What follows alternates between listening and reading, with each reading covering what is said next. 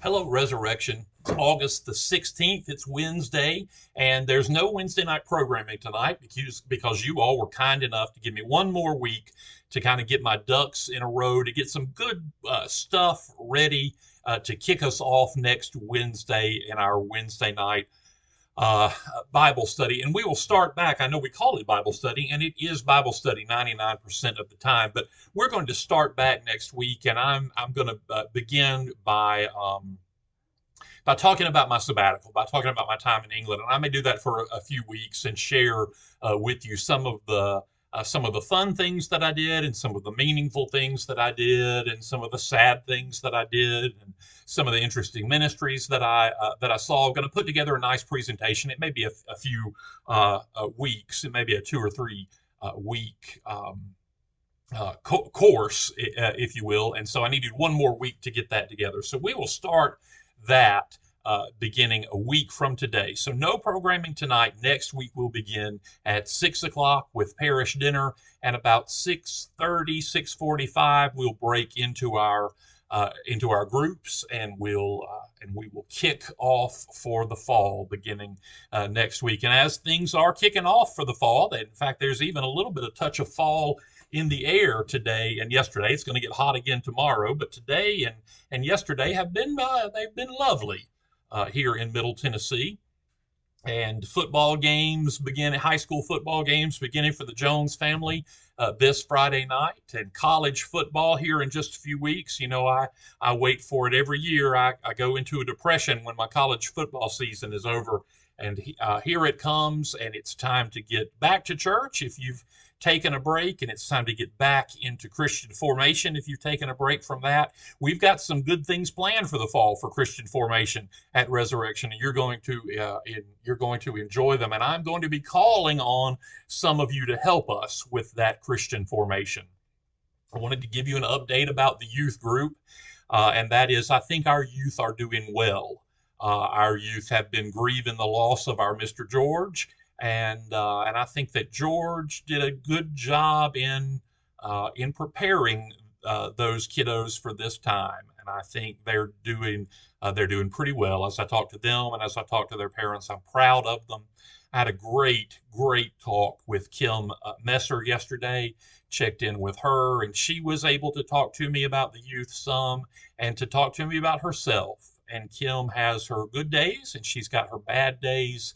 But I think Kim is also doing very well. And I reminded her how much we love her, and that we are here for her. And she reminded me that she will not be absent from the youth group. That she still wants to show up with them when they do their kayaking trips and their fun things, and she wants to be that. She still wants to be a loving participant, as we all are, with the youth, and I think that's a wonderful thing. And I'm looking forward to that. I want to thank you all for taking good care of George and Kim while I was gone, and for taking care of each other while I was gone. And I'm reminded that that's one of the things that we do in the church. It's one of the reasons that God gave us church, is so that we will have a tribe, so that we'll have a group of our very own, so that when it's time to circle the wagons and protect each other, we can do that. When it's time to lean on each other for help, we can do that.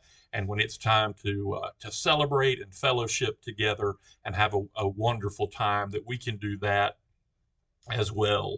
I think the church can also model for folks something that I think we're missing in American society, especially today, and that is, we all know this. We've kind of experienced a real loss of civility in our culture in the last several years. I think the Jerry Springer show did not do anything in the world to help to help us combat our baser natures. And we live in a society that can get ugly fast. People ask me about British folks. British people seem more polite. They seem more civil in a lot of ways than American folks are. And people have asked me what my take on that is. I would have told you before I went to the UK over the summer that I thought that was probably not true. That the folks in the UK were more cordial, were more polite, were more thoughtful, considerate than Americans. I thought it was probably just their accent that made them seem that way. But I came back thinking differently. I do think that we are losing something in America in regards to how we talk to each other and how we treat each other and how we look out for each other. The folks in England are very polite people. They're thoughtful people. They will say what's on their mind, but they can do it in a way that is not just sheer nastiness. C.S. Lewis talked about that. I don't know if you remember, but he talked about nasty Christians in one of his writings, and that a nasty Christian can do more damage to the church than all the polite sinners in the world put together. And I think he is absolutely right about that. Jesus told us that as well. He told us that people would know we're Christians by our love. And every time I do something unloving towards someone, I think, good job, Chad. If they'll know we're Christians by our love, what must they be thinking about you right now? You all think about that this week. Think about it in light of your kids going back to school. Schools can be ugly places. Middle school is tough, isn't it? High school can be and elementary school can be, but middle school takes the cake, I think. There's nothing harder than being a middle school girl. So I will remind you this week to think about that love that we are called on to show each other, and remind your children of it, and remind your children that one day we will live in a world where the love of Jesus shines through. You can also remind them that it gets better than middle school, right? It's never a cakewalk, this world, but it does get better than middle school. So help them hang in.